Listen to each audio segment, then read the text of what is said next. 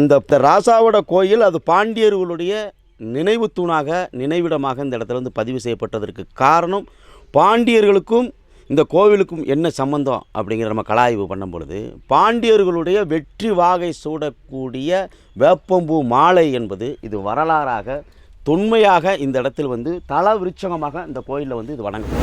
இது வந்து பார்த்துட்டிங்கன்னா மதுரை மீனாட்சிக்கு வேப்பம்பூ மாலை அணிவித்து அவர்களுடைய வாழ்வியலோடு திருவிழாக்கள் எடுப்பது என்பது பாண்டியர்களுடைய அப்போ ஒரு மன்னனுடைய இறப்புக்கு பிறகு அவர்களுடைய தாய் கிராமம் எதுவோ அங்கே தான் அவரை வந்து அடக்கம் செய்வது, நடுகள் எடுப்பது வந்து இந்த வழக்கமாக இருக்குது. இந்த நடுகள் என்பது இந்த படங்களுடைய பொறிக்கப்பட்ட இந்த அடையாளங்கள் இது அத்தனையும் மன்னர்களுக்கான அடையாளமாகவே இங்கே நம்ம பார்க்கணும். பாண்டியர் ஆபத்து உதவிகள், பாண்டியர்களுடைய மெய்க்காவலர்களுக்கு நடுகள் எடுக்கப்பட்ட இடம் பாண்டிய நாட்டில் ஒரே ஒரு இடம் இருக்குதுன்னா அது இந்த பகுதியில் ஒரு கிலோமீட்டருக்கு பக்கத்தில் பாண்டியன் ஆபத்து உதவிகள், ஆபத்து காத்தம்மன் என்ற இடத்துல வந்து அவர்களுக்கு நடுகள் எடுக்கும்.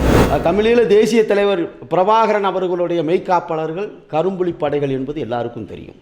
அப்போ அந்த கரும்புலி படைகள் தலைவனுக்கு நெருக்கடி காலங்களே எதிரிகளை ஊடறுத்து தலைவனை காப்பதிலும் தற்கொலை படையாக மாறி இந்த மண்ணில் வீழ்வதும் அவர்களுடைய வாழ்வியலாக வந்து கருது.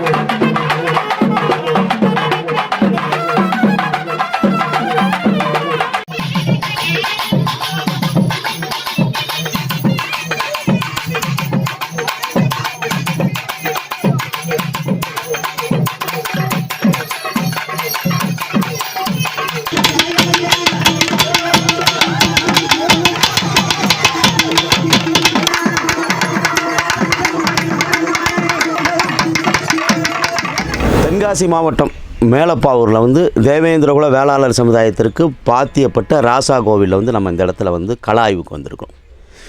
இந்த கள ஆய்வு, இந்த கோயிலுடைய பேர் என்பது ராசா கோவில், அதற்கு அடையாளமாக வெண்குற்றை குடை திருவிழா என்பது இங்கே பதிவு செய்யப்படுகிறது. இந்த ராசாவோட கோயில் அது பாண்டியர்களுடைய நினைவு தூணாக நினைவிடமாக இந்த இடத்துல வந்து பதிவு செய்யப்பட்டதற்கு காரணம், பாண்டியர்களுக்கும் இந்த கோவிலுக்கும் என்ன சம்பந்தம் அப்படிங்கிற நம்ம கலாய்வு பண்ணும் பொழுது, பாண்டியர்களுடைய வெற்றி வாகை சூடக்கூடிய வேப்பம்பூ மாலை என்பது இது வரலாறாக தொன்மையாக இந்த இடத்தில் வந்து தல விருட்சகமாக இந்த கோயிலில் வந்து இது வணங்கப்படுது. இந்த மரத்தோட ஆயுள் இதோட இது பார்க்கும் பொழுது மிகவும் தொன்மையாக இந்த சரிந்த நிலையில் ஒடிஞ்சு மரமே வந்து இதோட அடிப்பாக மட்டும்தான் இருக்குது, மரம் விழுந்துருச்சு.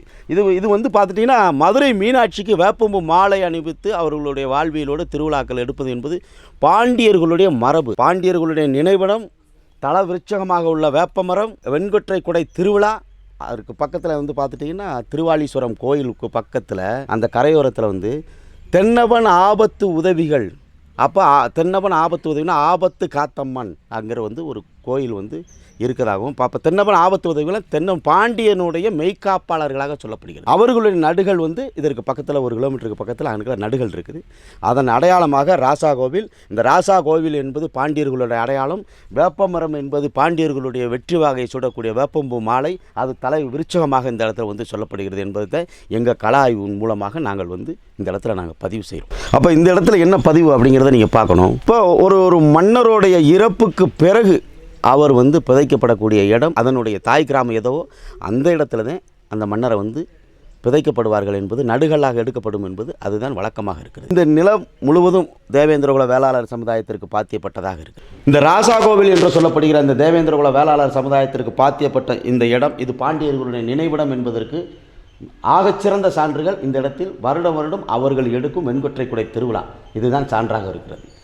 அதுவும் பாண்டியர்களுடைய தல விருட்சகமாக சொல்லப்படுகிற அந்த வேப்பம்பூ மாலை பாண்டியர்களுக்கு போட்டு வழிபடுவது, அது வெற்றி வாகை சூடக்கூடிய வேப்பம்பூ மாலை தல விருட்சமாக பின்புறத்தில் வந்து வேப்பமரம் இருப்பது இங்கே சான்றாக இருக்கிறது. அப்போ ஒரு மன்னனுடைய இறப்புக்கு பிறகு அவர்களுடைய தாய் கிராமம் எதுவோ அங்கே தான் அவரை வந்து அடக்கம் செய்வது, நடுகள் எடுப்பது வந்து இந்த வழக்கமாக இருக்குது. இந்த நடுகள் என்பது இந்த படங்களுடைய பொறிக்கப்பட்ட இந்த அடையாளங்கள் இது அத்தனையும் மன்னர்களுக்கான அடையாளமாகவே இங்கே நாம் பார்க்கப்படுகிறோம்.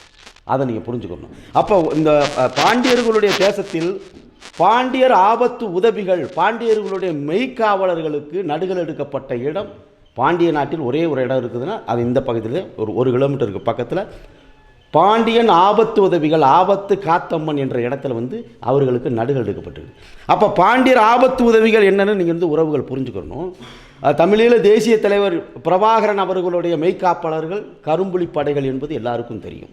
அப்போ அந்த கரும்புலி படைகள் தலைவனுக்கு நெருக்கடி காலங்களே எதிரிகளை ஊடறுத்து தலைவனை காப்பதிலும் தற்கொலை படையாக மாறி இந்த மண்ணில் வீழ்வதும் அவர்களுடைய வாழ்வியலாக வந்து கருதப்படுது. இதை உறவுகள் புரிஞ்சுக்கணும். அப்போ தென்னவன் பாண்டியன் ஆபத்து உதவிகள், இந்த பாண்டியன் ஆபத்து உதவிகள் என்றாலே பாண்டியன் கூட இருந்த மெய்காப்பாளர்கள் தற்கொலை படை வீரர்கள் என்பதுதான் பொருள்படும். அதற்கான நடுகள் இதற்கு அருகில் தான் இருக்குது.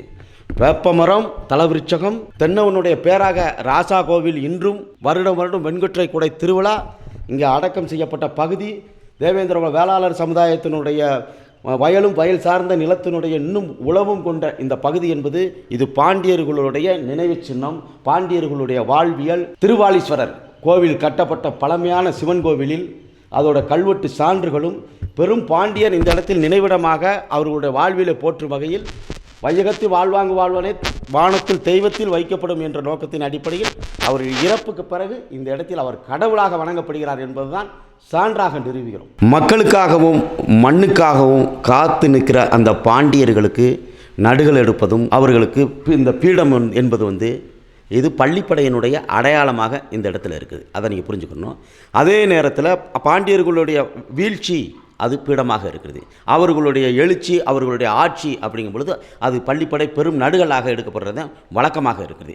இது தென்னாட்டு மரபு. பாண்டியர்கள் எங்கெல்லாம் வீழ்கிறார்களோ அங்கெல்லாம் பீடம் வந்து வைத்து வழிபடுவது வந்து தென்னாட்டு மரபாக இருக்கிறது.